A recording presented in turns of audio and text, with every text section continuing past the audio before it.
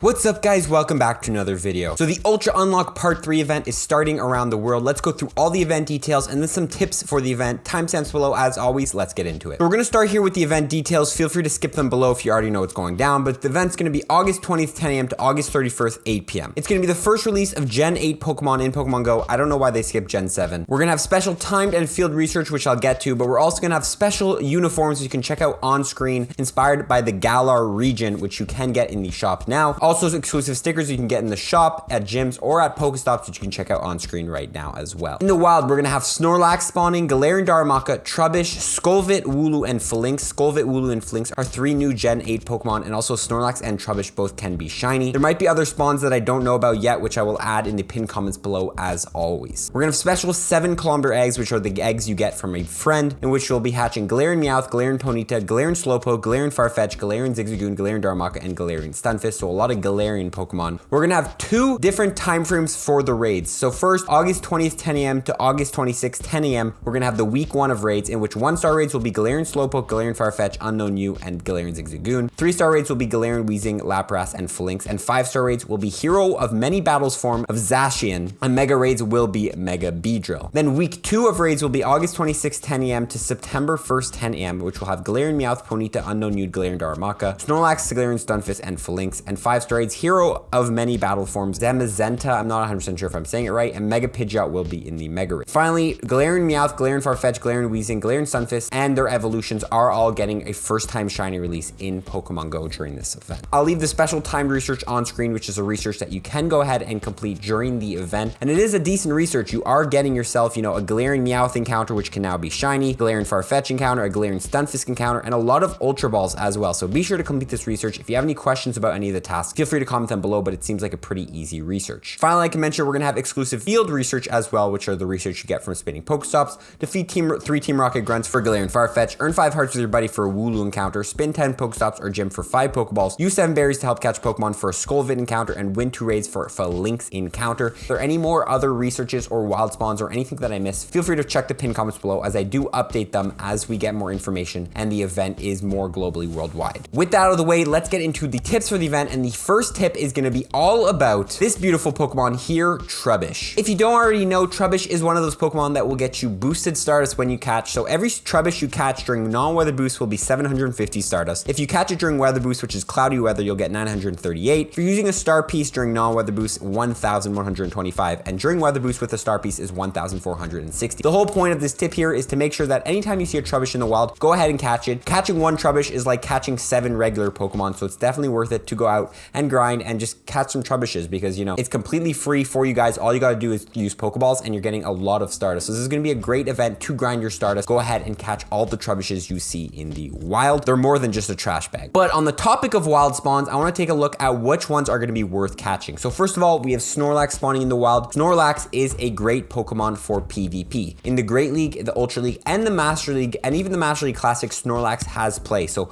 be sure to go ahead and catch yourself some Snorlaxes. Snorlax is not good for raids, however, great for PvP. You're gonna want low attack, high defense, high stamina for Great League and Ultra League, but then for Master League, you want 100% IV, and you can even keep them to trade them with distance Pokemon to get XL candy. Don't sleep on the Snorlaxes. I wouldn't be surprised if this is a very rare spawn, and also it does have a shiny, which is pretty rare. Galarian Darumaka is one of the ones I really want to highlight, because Galarian Darumaka is normally a super rare 7-kilometer egg hat. Galarian Darumaka, specifically into Galarian Darmanitan, one of the best ice type attackers right now. In the future, will be in its Zen form the best ice type attacker by far, outclassing Megas. So go ahead and get Galarian Darumaka. This is the first time we've ever had the chance to get them so easily in the wild. An amazing wild spawn. Don't sleep on them. Be sure to catch as many as you can, and even save them to trade to get more candy, as this is a great Pokemon. I also forgot to mention Kingler will be a wild spawn during this event. Now, Kingler's only use is going to be as a water type raid attacker. Although it is a very frail water type raid attacker, it does have a high DPS. So if you're in the need of more Pokemon for your water type attacking team, grab yourself some Kinglers in the wild, and you can easily get some XL candies for this Pokemon as well, since it is a 2nd stage evolution spawning in the wild. Finally, we have Skolvit, Wooloo, and Falinks. These 3 are new Pokemon, so I definitely recommend just catching new Pokemon, because new Pokemon are new Pokemon, and it's completely free to catch them. But most of you are probably wondering, are these Pokemon going to be any good? So I'm going to play back-to-back videos that I made earlier today on if Falinks, Dubwool, which is the evolution of Wooloo, and then Greedent, which is the evolution of Skolvit, are these Pokemon going to be any good in Pokemon Go? Check them out right now. Is Falinks good in Pokemon Go? Falinks is a pure fighting type Pokemon. Stamina of 163, attack of 193, and defense of 170, with a max CP of 2,665 at level 50. For fast moves, it can learn Rock Smash and Counter, and for charge moves, it can learn Superpower, Brick Break, and Mega Horn. As far as raids go, Falinks will not be good. So many better fighting type raid attackers out there, and Falinks is just too low of a CP. However, for PvP, Falinks might have some play. Ranked 67 in the Great League, 86 in the Ultra League, 35 in the Ultra League Premier Cup. In the Ultra League, it needs to be in XL form. Falinks is going to be pretty decent. Having the moveset Counter, Superpower, and Mega Horn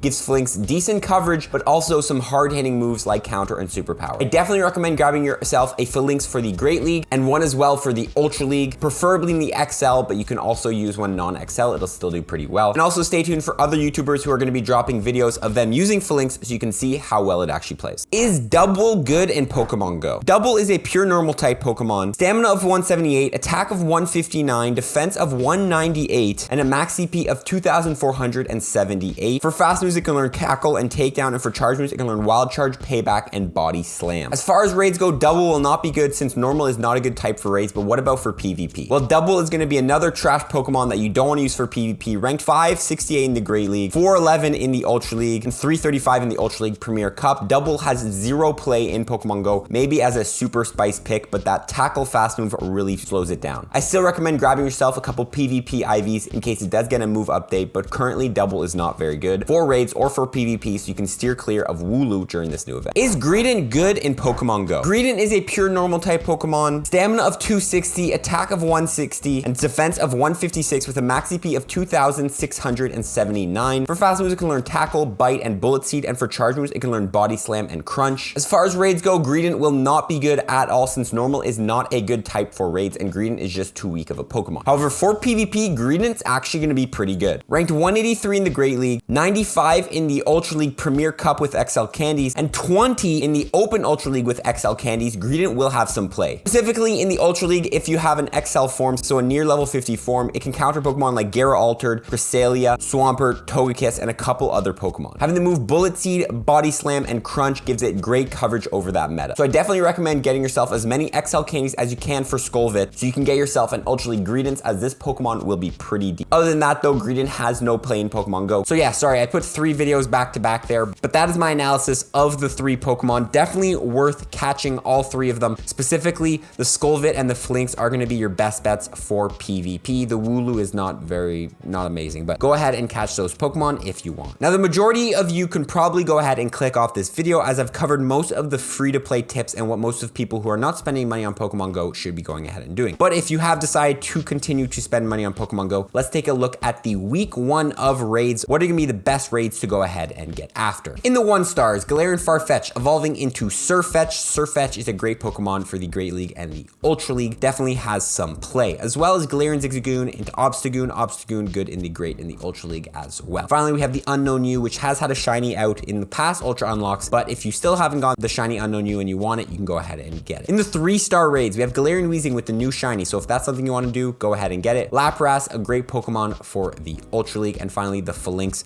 which we already talked about. I'm going to quickly skip over to the Mega Beedrill raids. Mega Beedrill is in Mega raids. I don't recommend doing Mega raids to get your Mega Energy. Once you've gone ahead and Mega Evolved a Beedrill, you can just go ahead and walk a Weedle, a Kakuna, or a Beedrill to get free Mega Energy, so don't raid Mega Beedrill unless you need that initial energy to Mega Evolve. Finally, let's take a look at Zacian, the new Gen 8 Pokemon. Is Zacian going to be any good in Pokemon Go? I'm going to go ahead and play a video right now analyzing this Pokemon. Check it out. Is Zacian good in Pokemon Go? Zacian is a pure fairy type Pokemon. It's going to have a base stamina of 192, attack of 254, and defense of 263 with a max CP of 4,329. The fast moves are going to be Metal Claw, Snarl, Quick Attack, and Fire Fang, and for charge moves, it can learn Play Rough, Iron Head, Wild Charge, and Close Combat. As far as raids go, Zacian will not be good as it cannot learn a fairy fast move, making it completely useless as a fairy type attacker. And the other type of moves it can learn, there are many better better attackers than Zacian. How about for PvP? In the Ultra League, it's ranked 286. In the Open Master League with XL Candies, it's ranked 18. And the Master League Classic, it's ranked 17. Having the moveset of Snarl, Close Combat, and Play Rough, think of Zacian as a Master League Grand Bull, having great coverage on the meta. Specifically being a Fairy type 2, being able to resist a lot of the Dragon Tail users and Dragon Breath users in the Master League. So I definitely recommend getting yourself at least one Zacian for the Master League, as this Pokemon will be deadly in there, but that's the only place you would really want to use Zacian, as it's not good for raids and not good for the Ultra League. So yeah, Zacian seems like it's going to have some PvP play. It has a very interesting moveset with a lot of mind games going on. Definitely a Pokemon to get if you're into PvP, but as far as meta raid attackers, Zacian is not going to be up there, specifically in this form. Maybe when it gets its other form with the sword in the mouth, whatever, it will get better, but for now, Zacian is strictly a PvP Pokemon. On the topic of Zacian though, let's take a quick look at some quick counters for Zacian if you want to go ahead and take it down. Check it out right now. Top counters for Zacian in Pokemon Go. It will be a first timer release, it will not have a shiny potential, and it will not have any legacy moves. The 100% IVCP prediction is going to be 2188 non-weather boosted and 2735 weather boosted. This could change upon release. Zacian is a fairy type, meaning it's weak to steel and poison. Let's go through some counters. Now all these counters are subject to change because of Zacian's moveset, but overall the best mega you can use is going to be Mega Gengar with Sludge Bomb, followed by Mega Beedrill. As far as Shadows go, Shadow Metagross in the number 1 slot, Shadow Mewtwo, Psycho Cut, Psystrike in the number 7 slot, Shadow Caesar in number 8, Shadow Vileplume number 10 slot, Shadow Victreebel in number 14, and Shadow Muck in the number 15 slot. As far as regular counters go, we have Metagross in the number 3 slot, Dialga in the number 5, Excadrill in the number 6, Roserade in the number 9, Genesect in the number 11 and 12, and finally Jirachi in the number 13. This Pokemon most likely will be able to be duoed. However, I'd probably recommend at least 6 trainers going in just to be safe. So yeah, those are some quick counters for Zacian. You could build up a team tonight so you are ready for when Zacian raids come to your area. But if you want to check out a more in-depth counter guide on Zacian, I know the Trainer Club has made a great one, which I will link below. So go ahead and check out Zacian's counter guide by the Trainer Club if you want more in-depth information on this Pokemon. I know a lot of you are probably wondering about week 2 raids. What are going to be the best Pokemon to go ahead and get? I am going to make a separate video once we get closer to August 26th, 10 a.m. on week 2 raids, in which we're going to take a look at if Zamazenta is going to be any good, some counters for this Pokemon, as well as any of these Pokemon are worth raiding. So stay tuned for that. That's going to be coming out August 25th, probably late at night, right as the raids are switching in New Zealand and Australia. Now, a couple final tips for the event for you guys. First of all, if you are ranked 20 in the Go Battle League, you can go ahead and just get Zacians from Go Battle League without having to raid. Remember, there is around 20 Pokemon pool from that Pokemon encounter when you do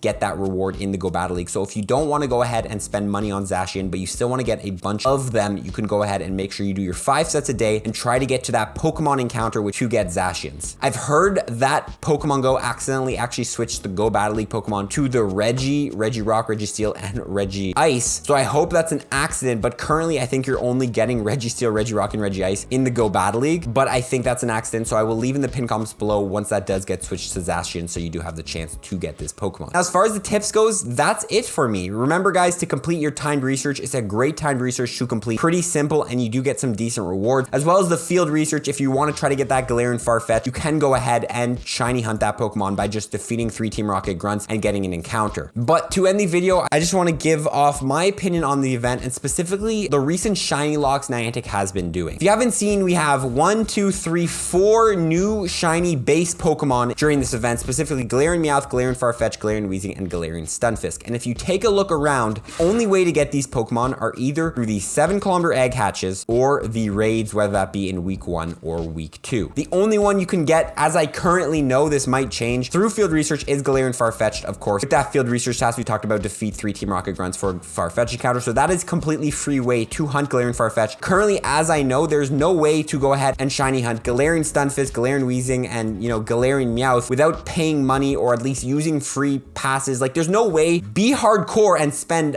hours on the game and hunt these Pokemon without having to pay money. For me, it's kind of unfortunate that they at least don't put at least all of these 4 new shiny Pokemon in field research tasks. Even if they make the field research task super hard to complete, as long as it's a free field research task to complete and we can go ahead and spend a lot of time trying to get these shinies but without paying money, that would be very appreciative of me. Of course, that most likely will never happen. It has never happened in the past. That is just a little rant from me about my opinions, because I would really like to get, the shiny Galarian Stunfisk. I think that would be a super nice shiny to get. But of course, there's no way for me to do that without spending money, and I won't be spending money on the game. So yeah, guys, that's pretty much the video. I'd love for you you guys to comment below your tips for the event. You know, I always miss out some tips, and some of you guys have the best tips. And also, be sure to check the pinned comments below if any of the field research tasks gets updated, the wild spawns get updated, all that stuff. But with that being said, guys, I really appreciate y'all being here. Good luck during the event. I hope you guys get any shinies you are hoping to get. We're gonna see you guys in the next video. Follow for more tips, baby. Peace.